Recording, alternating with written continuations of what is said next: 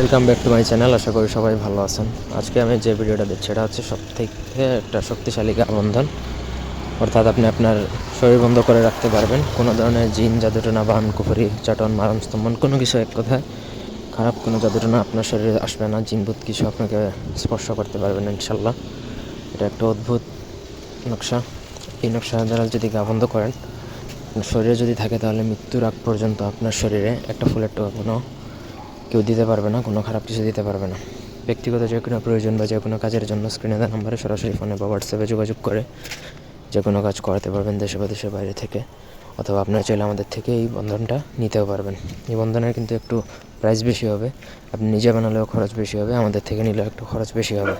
কারণ এটা হচ্ছে অরিজিনাল রূপার পাতের উপর এটা খোদাই করে রাখতে হয়। দেখুন নকশাটা খুবই কিন্তু ডিফিকাল্ট।